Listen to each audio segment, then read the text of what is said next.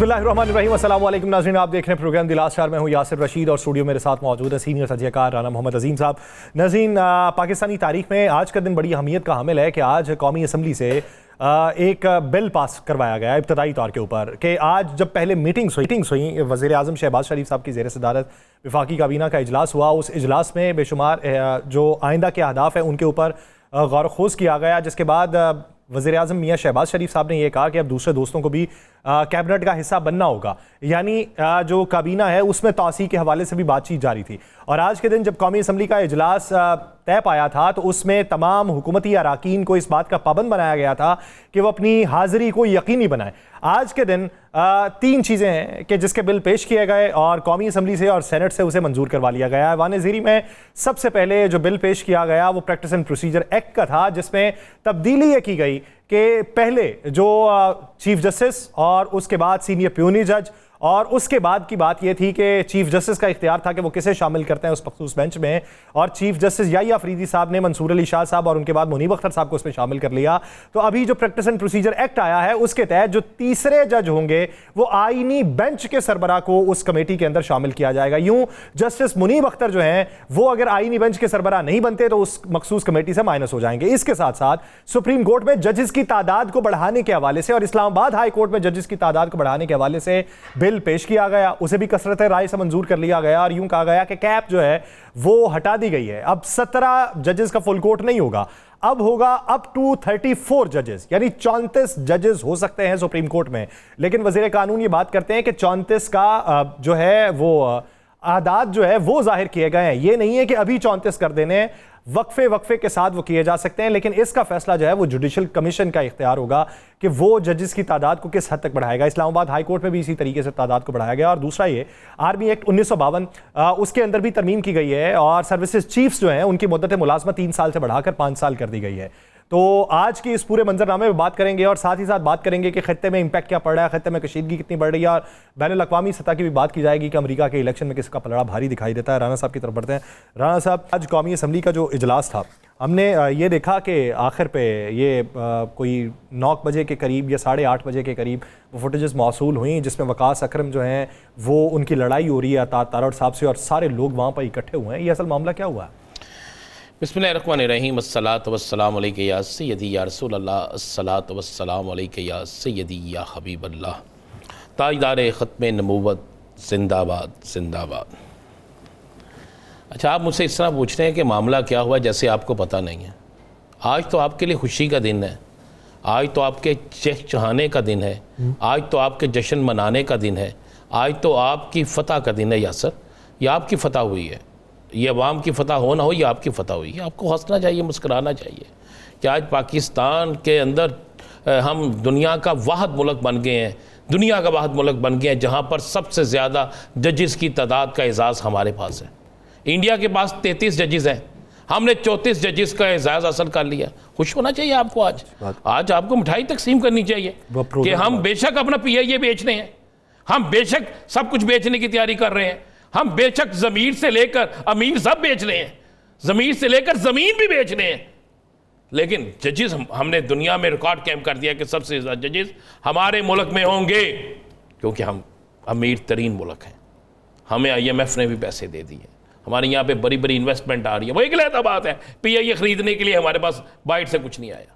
वो एक अलहदा बात है कि जितने में PIA के सासे जिससे ज़्यादा है उससे भी कम कीमत हमारी लगी है। वो एक अलहदा बात है। आज खुश होना चाहिए यार। आप लागी हो तारड़ साहब की और वकास अकरम साहब की लड़ाई, क्या हो गया यार लड़ाई यहाँ पे? आप मुझे एक बताओ, उसको पार्लियामेंट में होना क्या था?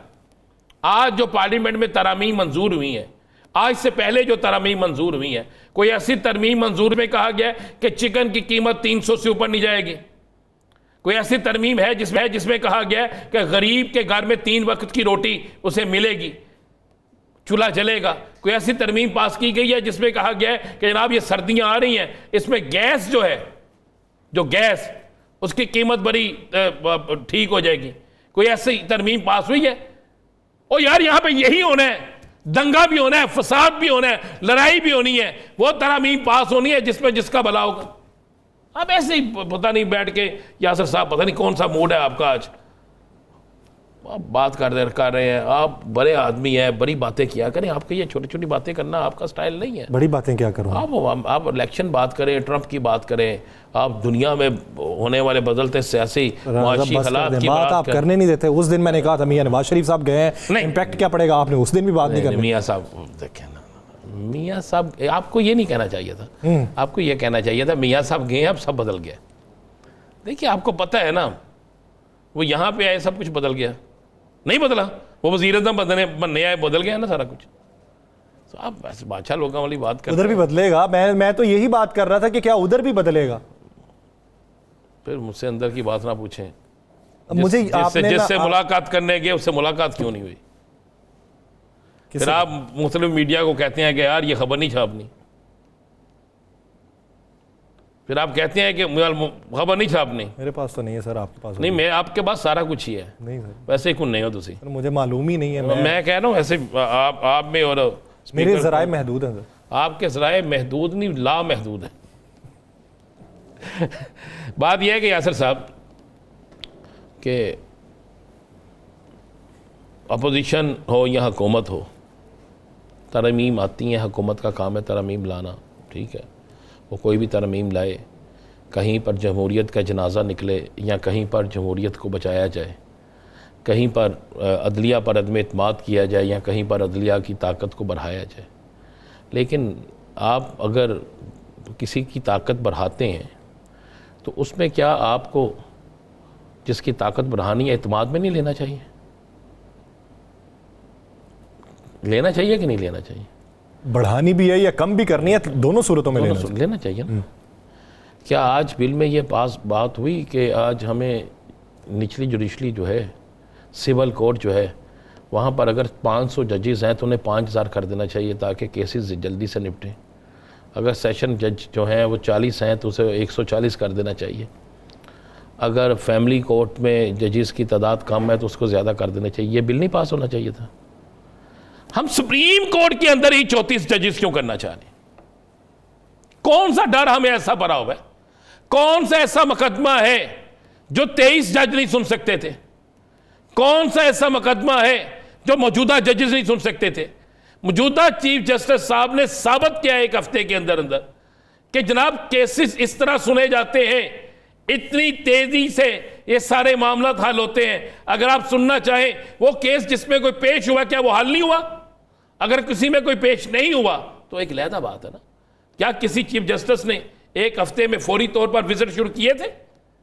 क्या पंजाब में आकर नहीं कहा गया कि केसेस की स्पीड तेज करे? तो यार फिर कौन सी ऐसी ਉਹ ਤੁਹਾਨੂੰ ਕਿਹੜੀ ਅੱਗ ਲੱਗ ਗਈ ਹੈ? ਮੈਂ ਕਹਿੰਦਾ ਜਨਾਬ ਦੱਸੋ ਨਾ, ਤੁਸੀਂ ਦੱਸੋ ਹਜ਼ੂਰ ਕੀ ਬਲਾ, ਉਹ ਕਿਹੜੀ ਅੱਗ ਲੱਗ ਗਈ ਹੈ? ਉਹ ਕਿਹੜਾ ਇਹੋ ਜਿਹਾ ਤੂਫਾਨ ਆ ਗਿਆ? ਉਹ ਕਿਹੜੀ ਇਹੋ ਜਿਹੀ ਤੁਹਾਨੂੰ ਤੇਜ਼ੀ ਪੈ ਗਈ है कि 34 जज रखने ने? और 33वें बंदा पास होता है 33 ही कर लेते, 34 ही रखने ने। वो रियायती नंबर से 1 नंबर क्या है? हम इंडिया से बड़ा मुल्क है, इंडिया से बड़ी इकॉनमी है हमारी। क्या भारत से ज्यादा हमारे पास मुकदमात है? क्या है बताएं ना। 34 जज, आपने किसको डराया है? आपने किसको यह पैगाम दिया है फुल बेंच बनेगा 34 का?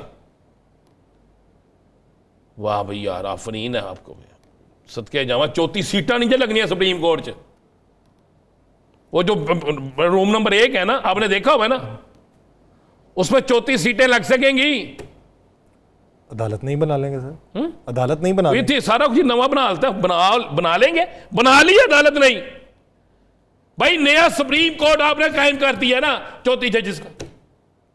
कमाल कर दिया आपने यार, आप फ्री ना, आप पे करते जाए। अन्ना मुंडे रियोड़ियां मुरमुर अपने घर करते जो जो तुहाडे कोल हुंदा है, इससे भी आगे कर लें यार। 134 जज कर लें यार। लेकिन 134 जज करने के बाद क्या इंसाफ मिल जाएगा? मुझे तो यह चाहिए कि इंसाफ मिले बगैर किसी सिफारिश के। मेरी जजेस की तैनाती जो है ना, वो जजेस की तैनाती हो, सियासी लोगों के कहने पे ना हो। जजेस की तैनाती करने वाले वो लोग हों जिन पर खुद कोई मुकदमा ना हो, जो खुद किसी मुकदमे में अभी तक मुलव्वस ना हो। चॉइस क्या है हमारे पास? एक सियासी जमात, आपके 3 बंदे रखने, जो मर्जी दे दो, जो मर्जी दे दे वो 3 बंदे।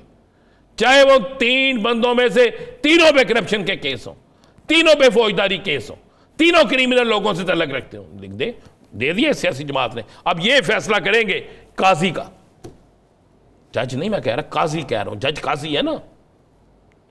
मुझे वो वक्त आप भी इस्लाम की तारीख बहुत पढ़ते हैं, मैं भी पढ़ता हूं। बादशाह का फैसला भी काजी करता था। अब काजी का फैसला बादशाह के प्यादे करेंगे। अब काजी का फैसला वो प्यादे करेंगे जिनको असेंबली चॉइस करेगी। जाओ, सियासी जमात कहेगी जाओ, जाके तुमने फैसला करना है। अब ये करेंगे। क्या हुआ था? क्या इस्लाम इसकी इजाजत देता है? ढूंढा जाता था, ढूंढो जाके कौन सा एक ऐसा शख्स है जिसकी शोहरत अच्छी है, जिसको इस्लाम पे अबूर है, जिसको फलाह है, जो मेरिट पे फैसला करेगा। फिर काजी गलियों मोहल्लों में सड़कों पे फिरता था। काजी देखता था कि नाप तोल कौन गलत कर रहा है, काजी देखता था कि कौन गलत है कौन ठीक है, काजी फैसला करता था। फिर ये काजी होते हैं। आपने काजियों के लिए प्यादों को रख दिया कि जाओ, जाके मेरी बात बुरी लगे किसी को अच्छी लगे, लेकिन करनी चाहिए, बात कह देना चाहिए।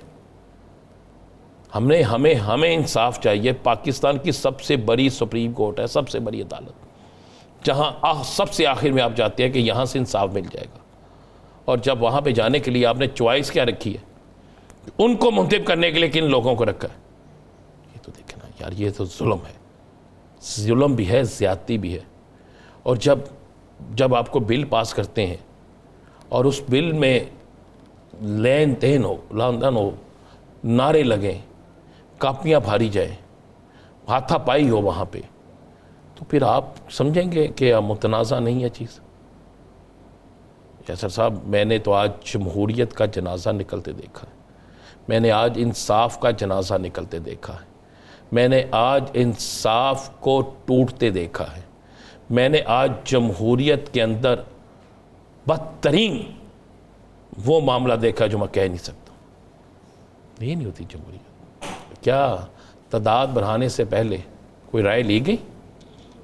आप तादाद बढ़ा रहे हैं, आपने 26वीं आईनी तरमीम मंजूर की है, तो आपने कितनी राय ली? आपने कहा जी मुझे तो आज पीपल्स पार्टी के अंदर भी पीपल्स पार्टी नज़र नहीं आ रही, मुस्लिम लीग नून के अंदर मुस्लिम लीग नून नज़र नहीं आ रही। मुझे आज उन इत्तेहादियों पे, जो इत्तेहादी वहाँ बैठे थे, जो पाकिस्तान के अंदर बड़ी बड़ी बातें करते हैं, उनके अंदर कुछ नज़र नहीं आया। आज मैं बिल्कुल ये कहूँगा कि आज बड़ी धूम से जनाजा निकला है।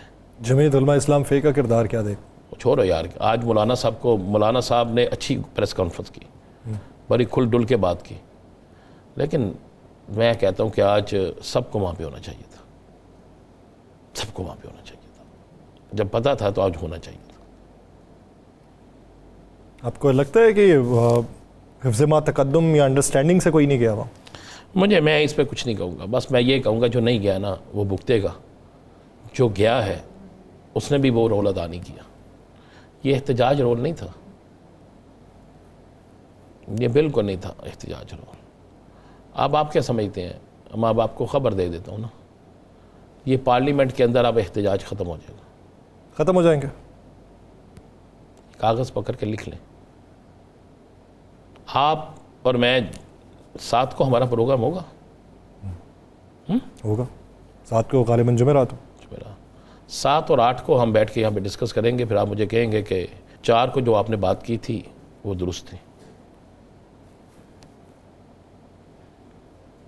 अब बात ना ख़त्म हो गई। अब पार्लियामेंट ये सारे वैसे भी पार्लियामेंट में अवाम की बात हो क्या रही है, मुझे ना नहीं तो एहतजाज आप देखते हैं या एहतजाज भी ख़त्म होता देख रहे हैं? नहीं, अब तो एहतजाज ही देख रहा हूँ। अच्छा, यानी वो पार्लियामेंट में नहीं आपको दिखाई देता, सड़कों पे? मैं कह रहा हूँ आज मैं बहुत बड़ा एहतजाज देख रहा हूँ। खबर है, खबर को वक्त पे लाएंगे। दूसरा मुझे बात बताए, ये पार्लियामेंट किसके लिए बनी है? अवाम के लिए। कोई का काम दसो जरा अवामी किया जाए, दसो ना। वो एक काम बता देना यासर साहब, सोच बड़े बाबू बन के बैठते हैं आप। सोच रहा हूँ, वो ज़हन पे जोर दे रहा हूँ, आ नहीं रहा। सदके जामा तड़ियाँ सोचा थे। ज़रा मेमोरी जो है ना वो ज़रा स्लो हुई है, CPU सही से काम नहीं कर रहा दिमाग। आप अपनी मेमोरी जो है ये जितनी देर हमारा प्रोग्राम उसमें हो जाएगी सही? क्या नहीं जा सकता, कबल अज़ वक्त है ऐसा कुछ कहना सर। अच्छा, किस दिन ठीक हो जाएगी? उस दिन मैं आपसे पूछ लूँगा। जिस दिन हमारे मियाँ शहबाज शरीफ साहब ने अंदर की बातें बता दी उस दिन हो जाएंगे। अंदर हो जाएंगे जिस दिन? क्या कह रहे हैं? अंदर की बातों की बात की है। अच्छा, अंदर की बातें। अच्छा, वो आपको कब बताएंगे? मैंने कहा आवाम को जिस दिन बताएंगे उस दिन शायद मेमोरी वापस आ जाए। अवाम को आज तक बताई है किसी ने? हो सकता है, मैं उम्मीद कर रहा हूँ। नहीं, आप उम्मीद करें यार। आप जैसे लोग हैं नहीं कर सकता। ओ यार, आप जैसे लोग अवाम को उम्मीद दिला के उनका बेड़ा गर्क करते हैं। तो क्या कहूँ अवाम? सच्ची बात बताओ, जो तुम्हें पता है यार बता दो। मुझे कुछ नहीं पता। मुझे कुछ नहीं पता। चलो ठीक है, फिर नहीं पता तो मैं अब क्या कह सकता। अच्छा चले, आपको पता है तो आप बता दें सर। मुझे नहीं मैं तो बता ही रहा हूँ, मैं क्या गूंगा बन के बैठा तो हूँ। मुझे नहीं पता ना सर, अगर मुझे पता होता तो मैं तो यही पूछ रहा हूँ जनाब यासर रशीद साहब, कोई एक बिल जो अवाम की मुफाद के लिए हो, या तो इसको रख लें कि ये बिल जितने हैं ना ये पार्लियामेंटेरियन के मुफाद के लिए है। ताहयात हुकूमत हुक्मरानी अल्लाह ताला की है। मैंने इस मुल्क में बड़े बड़े तगड़े लोग देखे हैं। मियां नवाज शरीफ के पास 2/3 अक्सरियत थी, अपोजिशन कोई नहीं थी। याद है आपको ना, जब मुशर्रफ का दौर था कोई अपोजिशन नहीं थी।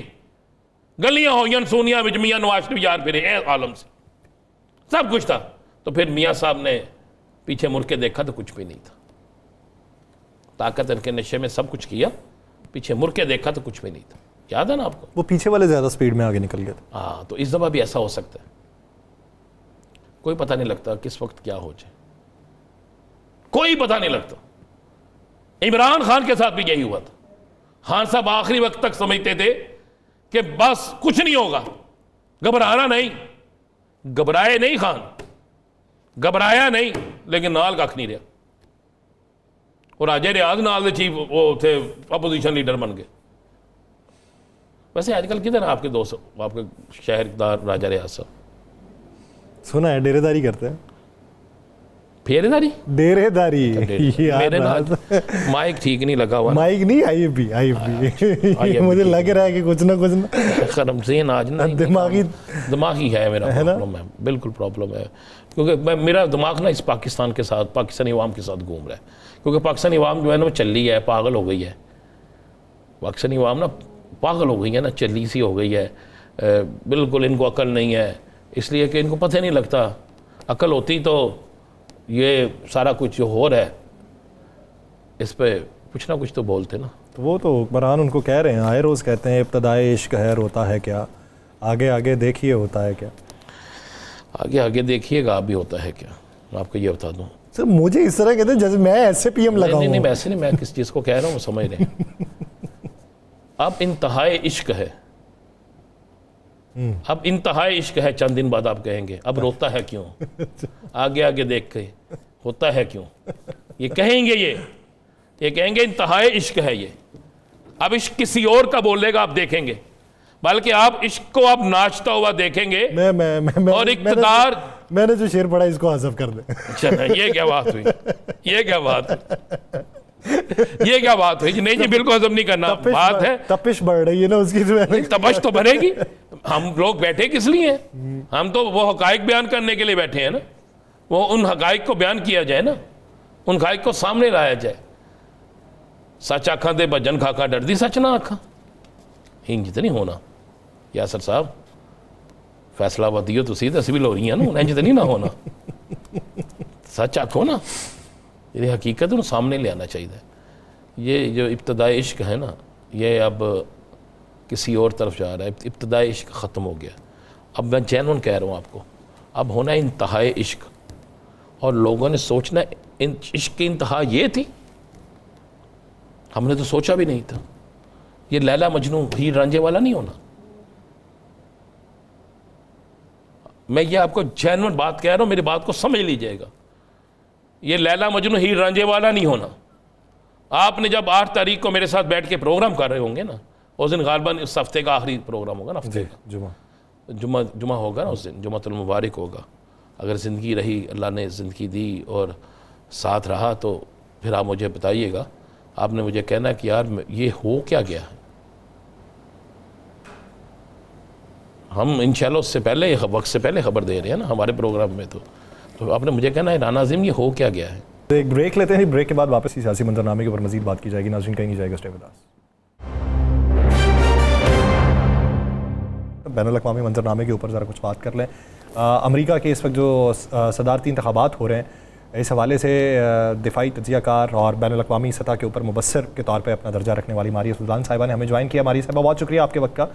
मारिया साहिबा क्या समझती हैं कि इस वक्त जो वोटिंग का अर्ली वोटिंग जो हुई है उसके जो नताइज मंजर आम पे आए हैं, उसको देखते हुए कल का दिन किस हद तक अहमियत का हामिल है और नताइज किस हद तक होशरुबा हो सकते हैं या तवक्कुआत के मुकाबिल हो सकते हैं? देखें, ये अच्छे खासे जो है मुश्किल दिन होगा कल अमरीका के लिए, क्योंकि मसला ये नहीं है कि आज क्या नताइज आए हैं। मसला ये है कि कल अगर वोटर टर्नआउट है और अगर जितनी की आपको पॉपुलैरिटी नज़र आ रही है अमरीका के अंदर, उसकी बुनियाद के ऊपर होता है, तो जो नताइज एक तरफ उनकी इस्टेब्लिशमेंट तवक्को कर रही है और दूसरी तरफ ट्रंप की जो एडमिनिस्ट्रेशन है या जो ट्रंप के जो एक तरह से आप कह सकते हैं हामी एक्सपेक्ट कर रहे हैं, उनके दरमियान अगर फ़र्क ज़्यादा है तो जाहिर है फिर एक नेशनलिस्ट गवर्नमेंट यानी कि रिपब्लिकन गवर्नमेंट जो है शायद मंजर आम के ऊपर आती है। और अगर वो आती है तो जाहिर है इससे अमरीका की जितनी भी खारजा पॉलिसी अभी तक है उस सब में 100% तब्दीली आएगी।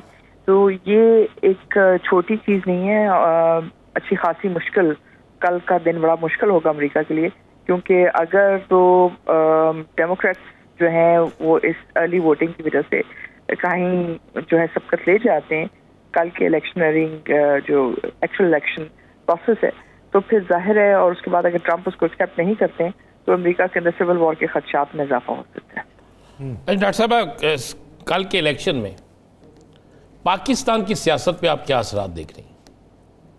देखिए, पाकिस्तान की सियासत पे कोई ख़ास असरात नहीं आएंगे, लेकिन दो चीज़ें हमें देखने की ज़रूरत है। पहली बात तो ये है कि अमेरिका ने इस खित्ते के अंदर हिंदुस्तान को अपना साथी जो है एक स्ट्रेटेजिक तौर के ऊपर बना लिया है और उसके लिए उन्हें 60 से ज़्यादा माहदे कर चुके हैं वो। तो इसमें जो बुनियादी तरजीहात है उसमें तो कोई फ़र्क नहीं आएगा अमेरिका और पाकिस्तान के ताल्लुकात में। हाँ, फ़र्क सिर्फ ये है कि अगर ट्रंप आते हैं तो जाहिर है जो पाकिस्तान अमेरिका के ताल्लुकात हैं वो बेहतर होंगे, क्योंकि रिपब्लिकन्स का जो है रवायती स्टांस है वो इसी पे है कि दो तरफा तजारत को फ़रोग़ दिया जाए। वो ये समझते हैं कि वहाँ जो भी ताकत है बिलखुसूस जो भी आपकी लीडरशिप के हल्के हैं उनके साथ उनके ताल्लुकात जो है इस्तवार मतलब होने चाहिए, बेहतर होने चाहिए, और वो नहीं समझते कि अंदरूनी मामलात के अंदर ज़्यादा मुदाखलत करनी चाहिए। इसके बरक्स जो डेमोक्रेट्स हैं उनका नुक्ता नज़र हमेशा से यही है कि वो लिबरल पॉलिटिक्स के ऊपर ना सिर्फ एम्फेसिस देते हैं ह्यूमन राइट्स इन तमाम चीज़ों के ऊपर, लेकिन उनको जमहूरियत पर भी एक ख़ास नुक्ता नज़र, और फिर वो ये समझते हैं कि पाकिस्तान मसले का हल नहीं बल्कि मसला है इस खत्ते के लिए। इसलिए उनका नुक्ता नज़र, उनके तरीका खारजा पॉलिसी बहुत मुख्तलिफ, और वो खारजा पॉलिसी में आपको ज़्यादा मुतहरिक नज़र आते हैं। अच्छा डॉक्टर साहब, आप क्या समझती हैं कि इस वक्त अमेरिका के अंदर 80% से ज़ायद मुसलमान जो हैं, क्या वो वाकई रिपब्लिकन की तरफ हैं जिस तरीके से पोर्ट्रे किया जा रहा है? देखिए, एक बहुत बड़ा जो मेरे ख्याल से जो धचका लगा है डेमोक्रेट्स को, वो मशरक़ वस्ता की जंग का लगा है, और उसके बाद जिस तरह उन्होंने स्टांस लिया है इसराइल की मदद में, जिस तरह एक जो है वेपन्स ब्रिज जो है बनाई गई है, जो अमेरिकन जो वेपनरी है, जो अमेरिकन एक तरह से आप कह सकते हैं सपोर्ट है अमेरिकन कांग्रेस की इसराइल के लिए, जो मुतवातर होती रही है। उसके साथ साथ जिस तरह उन्होंने अपनी इंटरनल स्टूडेंट यूनियन के खिलाफ जो है कार्रवाई दिखाई है, उसकी वजह से जो मुस्लिम वोट है वो इम्पैक्ट किया है, इसमें कोई शक नहीं। जो आपके पास इमिग्रेंट वोट था, जो पहले हमेशा या मुस्लिम वोट था या जो ब्लैक अमेरिकन वोट था, वो हमेशा डेमोक्रेट्स के साथ देखा जाता था, लेकिन इस जंग की वजह से जो मशरक़ वस्ता में हुई है और जो यूक्रेन की जंग है उसकी वजह से एक बहुत बड़ा इम्पैक्ट आया, और वो इम्पैक्ट यही है कि डेमोक्रेट्स इंटरनली लूज किए। फिर जो हेल्थ केयर सिस्टम है उनका, वो भी उस तरह डिलीवर नहीं कर सका जो लेस एफ्लुएंट सेक्टर्स हैं अमेरिका के अंदर, जिसकी वजह से जो ट्रंप है या जो रिपब्लिकन्स हैं उनका नुक्ता नज़र ये है कि वो अमेरिका के अंदर असल नौ एक नया हेल्थ सिस्टम भी लेके आएंगे, और शायद जितनी भी अमेरिका की बैरूनी जंगें हैं उन सब को सपोर्ट करने के बजाय अमेरिका के जो अंदरूनी मामलात हैं उनको बेहतर करने की कोशिश करेंगे, बेहतर जॉब्स क्रिएट करेंगे, बेहतर हेल्थ केयर देंगे, क्लाइमेट चेंज, बॉर्डर सिक्योरिटी, इस किस्म के तमाम जो मामलात हैं उस पर उनका नुक्ता नज़र अंदरूनी ताकत के ऊपर है, बनिस्बत कि अमेरिका अपनी खारजा पॉलिसी के जरिए जो है ये कॉर्पोरेशंस को जो है ज़्यादा ताकतवर करे। अच्छा मारी साहब, मुशाहिद हुसैन सैयद साहब के मुताबिक कि ट्रंप जो हैं वो पाकिस्तान में सबसे ज़्यादा अगर किसी सियासतदान को जानते और लाइक करते हैं तो वो इमरान खान है। आप समझते हैं ऐसा है? नहीं, मेरे नहीं ख्याल से। बड़े अदब से मैं शाहिद साहब का बहुत एहतराम करती हूँ, लेकिन मेरे ख्याल से देखें, ट्रंप हो गए या कैमला हैरिस हो गई, ये कोई इंडिविजुअल पर्सनालिटी बेस्ड, ठीक है आप कह सकते हैं ट्रंप का एक पूरा एक पर्सपेक्टिव है, लेकिन उस पर्सपेक्टिव में अगर आप थोड़ा सा गौर करें उनकी पर्सनालिटी के अलावा, तो आप ये देखेंगे कि वो बड़े एस्ट्यूट बिजनेसमैन हैं, और बिजनेसमैन होने की वजह से तिजारत उनका बुनियादी फोकस है।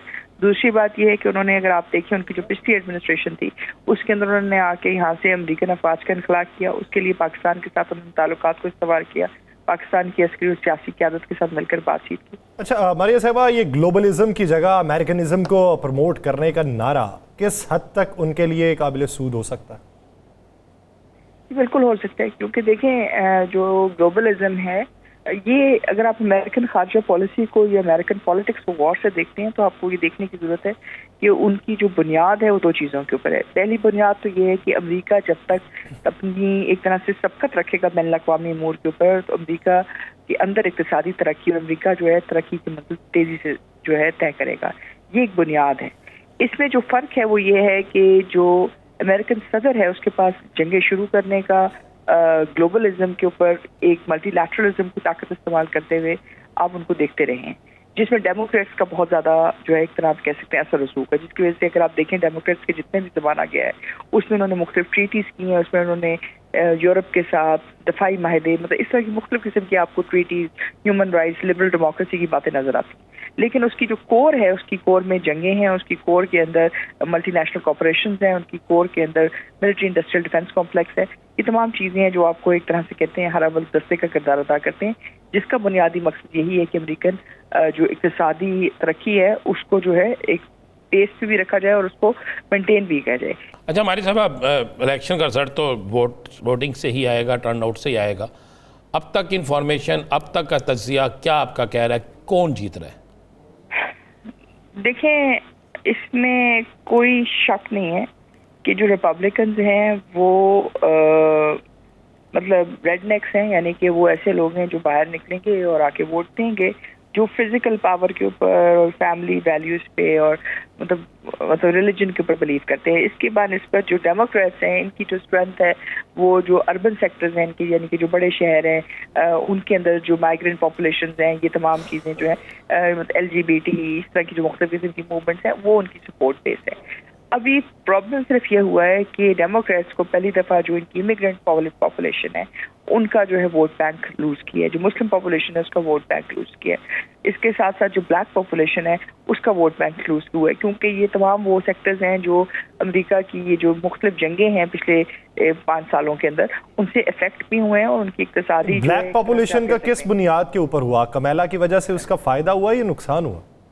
जी, उनका नुकसान हुआ है, क्योंकि देखिए ब्लैक पॉपुलेशन जो है वो एक तो मर्सनरीज के तौर के ऊपर भी यूक्रेन की वॉर के अंदर है, दूसरा जो उनका जो हेल्थ केयर सिस्टम है, हेल्थ केयर सिस्टम के अंदर वो सबसे ज़्यादा अफेक्टेड है। फिर जो इंटरनल जॉब मार्केट है, उस जॉब मार्केट के अंदर जैसे अमेरिका के अंदर डिप्रेशन आया है उसके अंदर वो उस तरह बाहर नहीं निकल सके हैं जिस तरह के जॉब क्रिएशन के दौरान थे।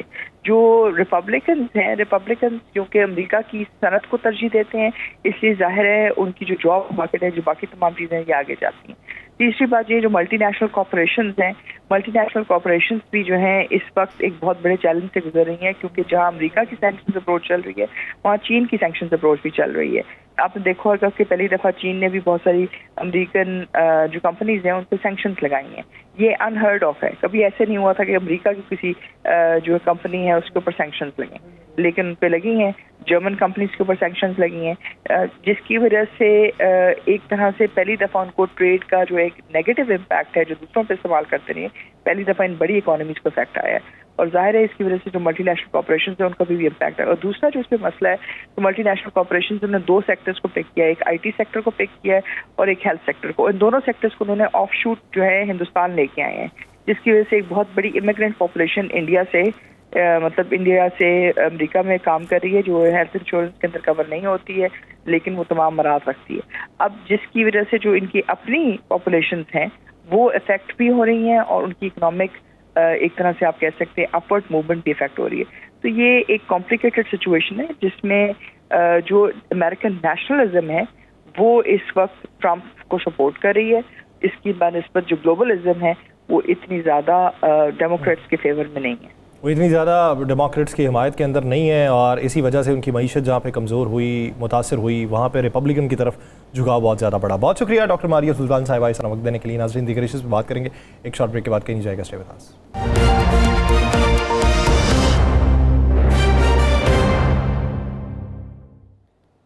ब्रेक के बाद खुशामदीद नाज़रीन। मौजूदा सियासी मंजरनामे में अपोजिशन इत्तेहाद अगर मैदान के अंदर उतरेगा तो किस तरह तेज़ी के साथ वो सरायत कर जाएगा इस पूरी अवामी नब्ज़ को समझते हुए इस पूरे सिस्टम में, कि जिसमें वफाकी हुकूमत के ख़िलाफ़ वो इक़दाम उठाना चाहता है, एक तहरीक बनाना चाहता है, लेकिन उस तहरीक का असल ख़मीर जो है वो क्या होगा, उसकी बुनियाद क्या होगी, नज़रियात में बदलाव क्या होगा। और अगर पाकिस्तान तहरीक इंसाफ अपने तय मैदान में उतरती है और किसी को साथ नहीं मिलाती तो उसके फिर मुहर्रिकात क्या होंगे, और अगर किसी को साथ में ला लिया जाता है तो फिर कौन से नज़रियात की बुनियाद के ऊपर साथ मिलाया जाएगा। पाकिस्तान तहरीक इंसाफ के रहनुमा मियां अली सरफराज साहब ने हमें ज्वाइन किया। मियां अली सरफराज साहब, बहुत शुक्रिया आपके वक्त का।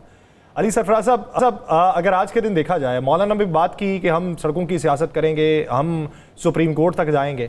आज की जो कानून साजी हुई जिसमें जजेस की तादाद को 34 करने की बातें हैं, जिसमें प्रैक्टिस एंड प्रोसीजर एक्ट के अंदर तब्दीली कर दी गई है, क्या देखते हैं इसका इम्पैक्ट मुस्तकबिल में क्या पड़ेगा? अच्छा, बहुत शुक्रिया यासिर साहब। बात यह है कि यहाँ पे असेंबली में तो बात ये चल रही थी और पाकिस्तान की सियासत में यही बात टीवी चैनल्स पे भी सुनाई दे रही थी कि मुशावरत के साथ मामला आगे चलेंगे।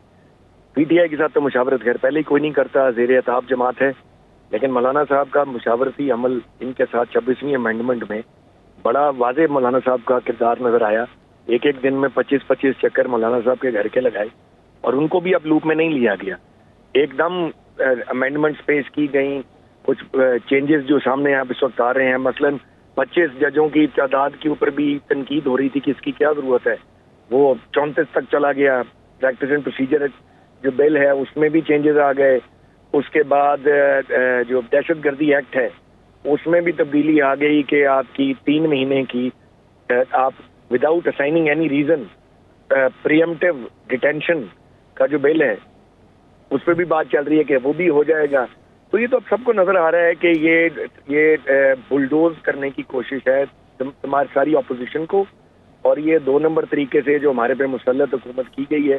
दे डोंट केयर कि लोगों के हालाती जिंदगी क्या है, पब्लिक सेंटिमेंट क्या है। आइन और कानून की बालादस्ती नाम की तो चीज रही कोई नहीं गई। आपकी सुप्रीम कोर्ट को अंडरमाइन किया जा रहा है। तो अब इसके अलावा स्ट्रीट पे आने के और पब्लिक ओपिनियन को उजागर करने के अलावा तो मेरे ख्याल अपोजिशन जमातों के पास अब कोई चॉइस नहीं रह जाएगी। और मौलाना साहब भी वही बात कर रहे हैं। मुझे लगता है अब यूनाइटेड अपोजिशन शायद इकट्ठी सड़कों पे होगी। यही हालात नजर आ रहे हैं। हमारे लिए तो शौक पे शौक है। हर रोज एक नई खबर आती है जिसकी पहले कोई शुनीद नहीं होती, कोई जिक्र नहीं होता। आज जो असेंबली में हुआ इट वॉज वेरी शॉकिंग कि क्लॉज बाय क्लॉज अमेंडमेंट्स होती गई और इसकी कोई पहले शुनीद नहीं थी कि इसमें ये सारा कुछ भी होगा। तो अच्छा मियां साहब, जब आप समझते हैं कि अब सड़कों पे जाने के अलावा कोई हल नहीं है, तो क्या सड़कों पे आप जा रहे हैं और कब तक जा रहे हैं? ये तो जी अब पार्टी की पॉलिसी अब वजह होगी, पार्टी का जो भी हुक्म होगा। बात तो चल रही है इस पे। हुक्म तो आपको 3 दिन पहले आ चुका है जी। वहाँ पे फिर अगला लाया अमल डिसाइड होगा। सवाबी का जलसा तो अनाउंस हो चुका है, वो तो भी लाया अमल भी आपके पास आ चुका है। लेकिन उस पे भी बहस हो रही है। अब आज की जो डेवलपमेंट्स हैं जी इनको भी मौजूद खातिर रखना पड़ेगा। इन सारी डेवलपमेंट्स के तनाजुर में अगर कोई चेंज ऑफ प्लान होता है या और अग्रेसिव तरीके से सड़कों पर जाने की बात होती है तो वो आपके सामने आ जाएगी। और 2-4 दिनों में अब चीजें अनफोल्ड होनी शुरू होंगी। गवर्नमेंट तो करी जा रही है जो उनका दिल कर रहा है। तो बाकी आपको हमारा प्लान भी पता है कि सड़कों पर तो हमने अब जाना ही है। अच्छा अली सरफराज साहब, जैसे कि माजी करीब के अंदर हम ये हमें देखने को मिलता था कि आप लोग ये कहते थे, क्लेम करते हुए कि हुकूमती लोग हमसे रवाबत में, और आपको हुकूमत की चीज़ें पहले से पता चल जाती थी। और अगर अब आपको पहले से कोई शुनीद नहीं थी, कोई मालूमात नहीं थी और ऐसी चीज़ें हो गई, तो इसका मतलब ये कि अब कोई हुकूमती रुकन आपके साथ राबिते में नहीं।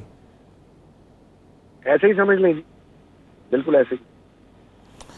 अच्छा, अब आप क्या समझ रहे हैं, आने वाले चंद दिन जो हैं उसमें गेम कोई तब्दील होगी? बिल्कुल तब्दील तो होगी जी, इन द सेंस कि अब पाकिस्तान की पॉलिटिक्स जब सारी सड़कों पे आ जाएगी, अब असेंबली में अगर ये रवैया बरता जाएगा, और ख़ास तौर पे इनको the government will have to pay for that, क्योंकि जिन्होंने ख़ास तौर पे मौलाना साहब ने जिन्होंने इनका पूरा साथ दिया 26वीं तरमीम के अंदर, और उन्होंने और पीटीआई ने के साथ भी मौलाना साहब बातचीत करते रहे, और कोई एक कंसेंसस की हवा बनाने में मौलाना साहब ने एक बड़ा रोल प्ले किया कि चले आउट राइट, अब पीटीआई तो उनका तो हमारा तो खैर आउट राइट हमने तो रिजेक्ट ही किया था इन अमेंडमेंट्स को, लेकिन मौलाना का ये ख्याल था कि इनका अगर साथ देंगे तो ये फिर मौलाना का भी को थोड़ा बहुत हया करेंगे, जो कि गवर्नमेंट ने नहीं किया। और मौलाना का क्लेम था कि मैंने सांप काले नाग के दांत तोड़ दिए हैं, तो दांत तो आज दोबारा फिट हो गए हैं, और मौलाना साहब के लिए भी बड़ा सेटबैक है और वो बड़े बरहम है इस बात पे। तो ये रवैये जब हुकूमतों के हों और वो अपने इत्तेहादियों के साथ किसी को साथ लेके चलने के बावजूद, और अगर किसी ने साथ भी दिया हो और बड़ा पॉजिटिव रोल प्ले किया हो, अगर उनको भी इस तरीके से डिच किया जाएगा तो फिर ठीक है, they should be prepare to face the consequences. और सियासत में कॉन्सिक्वेंसेज तो यही होते हैं कि सड़कों पे या पार्लियामान से चीजें निकल के सड़कों पे आ जाए, तो फिर वो चीजें फिर उस तरह से नहीं चलती जिस तरह गवर्नमेंट एक्सपेक्ट करती है, और ये गवर्नमेंट नहीं चल सकेगी। अच्छा, अब ये बताइए कि इस्लामाबाद के मखसूस हलकों में क्या बाज़गश्त सुनाई दे रही है? क्या इन हाउस तब्दीली की कोई बाज़गश्त है या फिर कैबिनेट के वसी होने की? नहीं, इन हाउस तब्दीली की तो कोई बाज़गश्त नहीं है जी। ये तो वक्त के फिरौन बने हुए हैं, ये तो समझते हैं कि हर तरफ से इनको सपोर्ट हासिल है और ये अपोजिशन को क्रश करेंगे बाय हुक और बाय क्रुक, और इनको अदालतों से भी अपोजिशन को शायद रिलीफ नहीं मिल सकेगा, इसीलिए अदालतों पे भी चढ़े हुए हैं, और पार्लियामान में भी, और ये अपोजिशन जमातें भी सारी इकट्ठी हैं, और जहां भी आप देख लें इनको हर तरफ ऑब्वियसली इनको कहीं ना कहीं से सपोर्ट मिली है, तो हमारे ऊपर लाके इनको मुसल्लत किया गया ना, ये खुद से तो नहीं आके बैठ गए, और इसीलिए हम समझते हैं कि इनसे तो बात करने का फायदा भी कोई नहीं है, तो शायद खुद बेचारे किसी काम के नहीं। सुने आपको छोड़ के जाने वालों में से एक को वजारत मिल रही है? जी जारी बात है, नवाजा तो जाएगा। ये तो अब दीन ईमान की बात है, जो हमें छोड़ के गए हैं, जो पीटीआई के नाम पे, इमरान खान के नाम पे वोट लेकर आए थे, और जिनको वोट फॉर चेंज का नारा लगा था, और लोगों ने जिनके निशान तक नहीं देखे और दिलो जान से अपने घर का इलेक्शन समझ के अवाम ने इलेक्शन लड़ा और सबूत दिया कि खान साहब के साथ उनकी मोहब्बत जो है वो उसमें पीछे नहीं हो सकते। उसके बावजूद जिन लोगों ने वहां जाके उस मोहब्बत का पास नहीं रखा और जिस मकसद के लिए वोट लेके आए थे उससे हटे, तो अब उनको नवाजा जाएगा, वो तो जारी बात है। लेकिन वो सारे लोग अब अपने हलकों में जाने के काबिल नहीं होंगे। शॉर्ट लिव्ड किस्म की ये एक इनको वजारतें भी मिल सकती हैं, सक्सेस भी मिल सकता है, लेकिन अल्टीमेटली जब बंदा इज्जतदार तरीके से अपने घर भी ना एंटर हो सके, अपने शहर ना जा सके, तो क्या फायदा ऐसी वजारतों का या ऐसी इज्जत का। यानी कलील मुद्दती दौरानिए के लिए वो सारा उरूज मिल सकता है, लेकिन उसके पस मंज़र में अगर शहर वाले या हल्के वाले ही कबूल करने को तैयार ना हो तो उस ओहदे का क्या फ़ायदा। बहुत शुक्रिया मियां अली सरफराज साहब इस हवाले से अपना वक्त देने के लिए। प्रोग्राम का वक्त खत्म हो जाता है, मुझे और राना साहब को दीजिए इजाज़त। आपसे मुलाकात कल, अपना बहुत सा ख्याल रखिएगा, अल्लाह निगहबान।